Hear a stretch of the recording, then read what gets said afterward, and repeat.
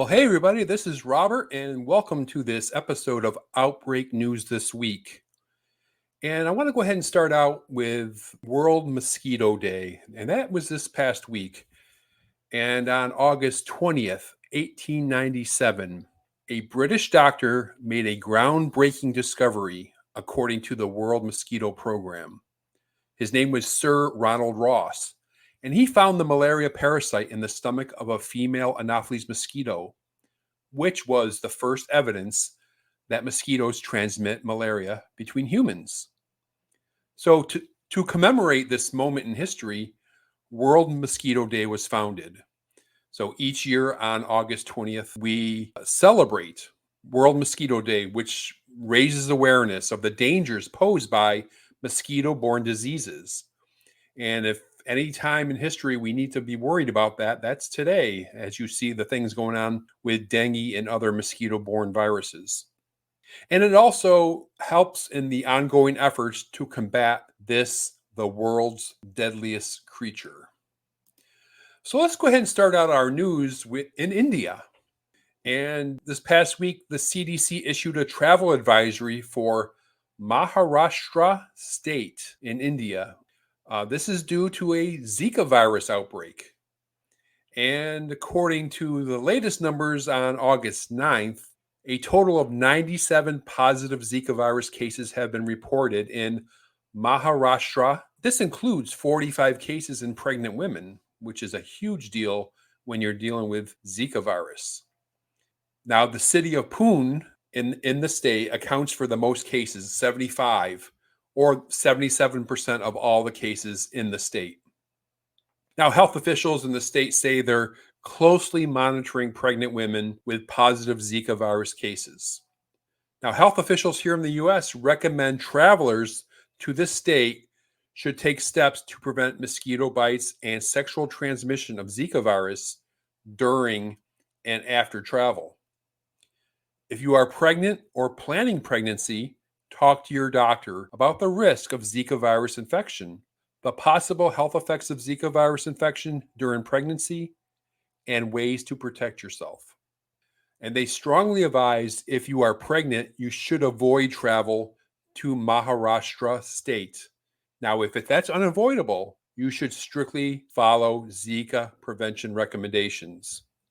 Now, if you are planning pregnancy, you should delay pregnancy following travel based on the timeframes to prevent sexual transmission of Zika. And of course, travelers to the state should seek medical care immediately if they develop fever, rash, headache, joint or muscle pain, or red eyes during or after travel. Now, a little history about Zika virus in Maharashtra state. It was first reported in July 2021 in a 50-year-old woman residing in Belsar village in Pune district. The state reported 27 cases of Zika in 2021, the same year, followed by 3 cases in 2022 and 15 cases last year. And if you don't remember Zika, which was a massive issue here in the States just a few short years ago, it's a disease caused by infection with the Zika virus. Typically occurs in tropical and subtropical areas of parts of Africa, the Americas, Asia, and the Western Pacific. Zika virus is most commonly spread to people by the bite of an infected Aedes species mosquito. It can also be spread through sex from a person who is infected with Zika virus to their partner. Zika virus can be passed from a pregnant woman to their fetus. Now, many people infected with Zika virus will not even know they have symptoms, or they'll just have very mild symptoms. Things like fever, rash, headache, joint and muscle pain, and red eyes, like mentioned before. And infection during pregnancy can cause certain birth defects in the newborn, for example, microcephaly. So that's something that's very, very critical when it comes to Zika virus. Currently, there's no vaccine to prevent or medicine to treat Zika. So you're just taking care of the symptoms.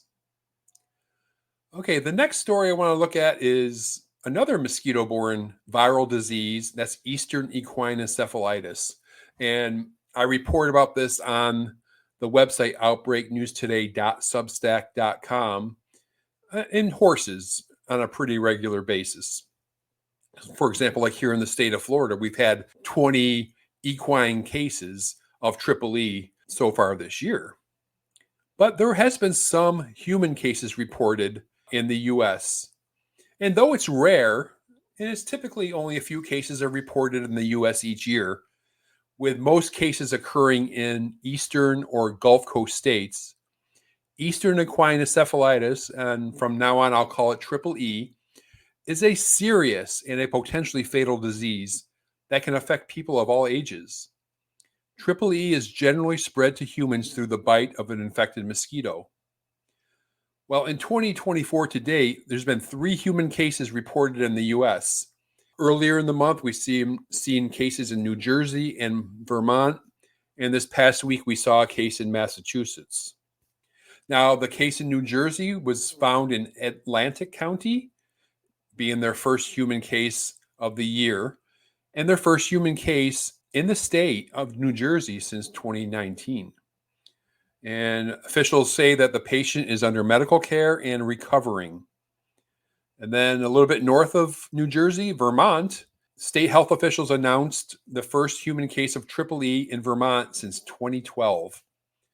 So it's been 12 years. This case was a male in their 40s from Chittenden County and was hospitalized for a period and was released.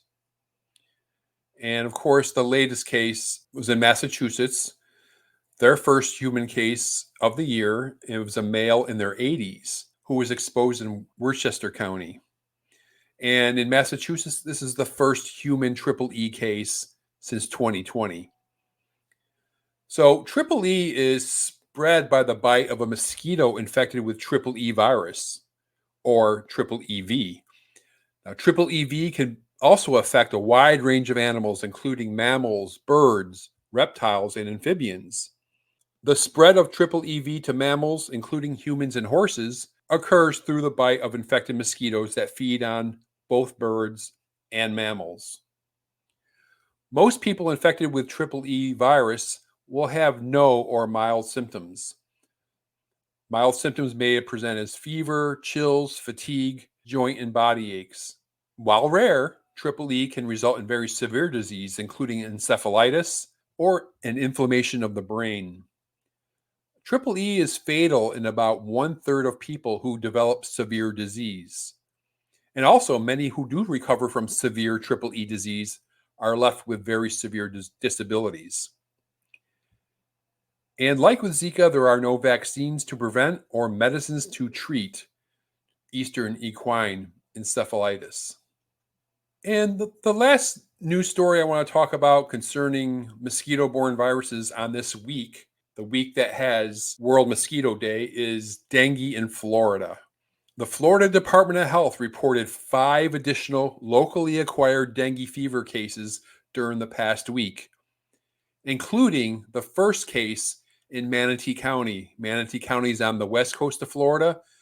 It's the home of Bradenton, Florida. So through August 17th of this year, 23 cases of locally acquired dengue have been reported in 5 counties, 2 in Hillsborough County, that's where Tampa is, 1 in Manatee, 16 in Miami-Dade, 3 in Monroe County, that's where the Keys are, and 1 in Pasco County. Of the cases that were serotyped by PCR, 20 of them, 16 cases were typed as dengue virus 3, 4 cases were typed as dengue virus 1, and 3 were unknown. Now, in 2023, a whopping 186 locally acquired dengue cases were reported from 5 counties. Now, there's also been a lot of travel-associated dengue in Florida in 2024. 378 cases reported year to date from 31 of the 67 counties in Florida, with the vast majority being in Miami-Dade, Broward, and Hillsborough counties. And more than 1/3 of the travel-associated dengue cases are linked to travel from Cuba. Let's switch gears now to H5N1 avian influenza. And we saw this week that Cambodia has reported their 10th case of the year. The Ministry of Health in Cambodia reported a case in a 15-year-old girl from Prey Veng province. Again, the 10th case of the year. According to health officials, the girl presented with symptoms of fever, cough, sore throat, shortness of breath, and fainting. And unfortunately, despite medical treatment, the girl did die. Now, according to the investigation, about 5 days before the onset of illness, there were many dead chickens in the village, and the dead chickens were distributed to the patient's family to cook. And the girl did touch and hold the dead chickens while preparing meals. So that's most likely the mode of transmission there. The CDC put out a new situation update on H5N1 avian influenza recently. And let me just give you a little bit out of their situation update. CDC continues to respond to the public health challenge posed by a multi-state outbreak of avian influenza A H5N1 virus, or H5N1 bird flu, in dairy cows, poultry, and other animals in the U.S. CDC is working in collaboration with the USDA, the FDA, and other state and animal health agencies using a One Health approach. Since April 2024, 13 human cases of H5 virus infection have been reported in the United States. 4 of these cases were associated with exposure to sick dairy cows, and 9 were associated with exposure to avian influenza A H5N1 virus infected poultry. Based on the information available at this time, CDC's current assessment is that the immediate risk to the general public from H5 bird flu remains low. Now, on the animal health side, USDA is reporting that 191 dairy cow herds in 13 U.S. states have confirmed cases of avian influenza H5N1. Now, USDA also reports that since April 2024, there have been H5 avian influenza detections in 35 commercial flocks, 21 backyard flocks, for a total of more than 18 million birds affected. And the last topic I want to look at on this episode of Outbreak News This Week is Legionnaires' disease. And there's quite a handful of outbreaks going on, not only here in the US, but in Canada and in Europe. So let's go ahead and take a look at this. Now, through August 19th, a total of 53 confirmed cases of Legionnaires' disease, including 4 fatalities, have been reported by local public health authorities in Milan, Italy, since the first case was reported in April. Most of the cases, 89% or 47 of them, were recorded in the municipality of Corsico. Of the 53 total cases, 48 cases or 91% presented risk factors. 12 were still hospitalized, and 37 cases were discharged, and 4 cases died. And these were patients over 70 years of age affected by comorbidities. The onset of symptoms occurred in most cases between June 10th and August 9th. Health authorities of the Health Protection Agency of the Metropolitan City of Milan are actively engaged in the implementation of specific epidemiological, microbiological, and environmental investigations, and in the implementation of prevention and control activities aimed at preventing the emergence of new cases. And they're working in close collaboration with localities, the mayors of the different municipalities, and health officials in the Lombardy region. Okay, let's head down to Melbourne, Australia. Now, according to the Victoria Department of Health, between July 26th and August 20th, there have been 114 confirmed cases, mostly in adults over the age of 40. Most cases required hospitalization, with a number of admissions to the ICU. All cases visited or reside in metropolitan Melbourne. The good news is the cooling tower identified as the source of the outbreak has been found. This tower was tested on July 30th and disinfected within 24 hours of that visit. Health officials are confident the source has been controlled, with risk to the community now removed. Then up north in the United States, in Lincoln, New Hampshire, testing conducted by the New Hampshire Department of Health and Human Services has confirmed that remediation efforts to eliminate Legionella bacteria in a cooling tower in Lincoln, New Hampshire was successful. So there is no longer an elevated risk of Legionella infection from the cooling tower. Again, more good news. To date, the New Hampshire Department of Health and Human Services identified 7 people who have been confirmed to have Legionnaires disease after visiting an area in downtown Lincoln, June and July of this year. The department continues to investigate any other diagnoses with a potential link to this specific area of the state. Quote, "The negative test results received today are good news and demonstrate the effectiveness of the cleaning and disinfection of the cooling tower," said Dr. Benjamin Chan, New Hampshire state epidemiologist. "Therefore, we do not believe there is a current elevated risk of Legionella infection from this cooling tower, and we will continue to monitor and work with the facility to ensure an appropriate management plan is in place to prevent future contamination or regrowth of the bacteria." Then in Cassville, Missouri, the Missouri Department of Health and Senior Services is advising recent resort guests of a potential health concern for individuals that may have been in contact with a water source within the Roaring River Lodge and RV Park in Cassville, Missouri. The hotel is located at 23359 State Highway 112 in Cassville. Health officials have determined that 3 unassociated individuals who stayed at the Cassville Resort in July this year were diagnosed with Legionnaire's disease within 14 days after their stay. Health officials conducted a facility assessment and collected samples. Preliminary environmental sample results indicate the presence of Legionella bacteria in the water system, with a confirmed result being available later in the week. The investigation is still ongoing, and health officials are actively working with the Roaring River Lodge to make improvements to the facility's water system that will kill off Legionella in the system.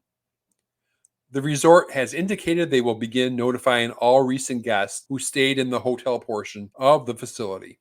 And let me go ahead and close out this little portion on Legionnaire's disease in London, Ontario, Canada. And the Middlesex London Health Unit reports that the Legionnaire's disease outbreak in London has risen to 25 cases, including 1 fatality. Officials have not yet had the source of the outbreak confirmed through laboratory testing. However, any locations that show evidence of Legionella bacteria through preliminary testing have been sanitized, removing any threat to the community. So Legionnaire's disease, if you are not familiar with it, is a respiratory illness caused by a bacteria called Legionella. It's characterized by high fever, chills, a dry cough, shortness of breath, and can lead to pneumonia. Symptoms of Legionnaires usually begin 2 to 10 days after encountering the bacteria.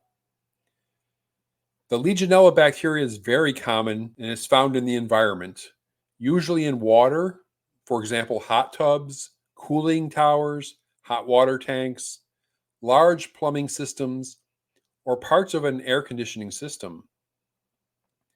If the bacteria are then aerosolized or misted into the air, humans may breathe them in and become sick. All right, well, that's some of the latest news this week on Outbreak News This Week. I hope you enjoyed it. Thanks for listening.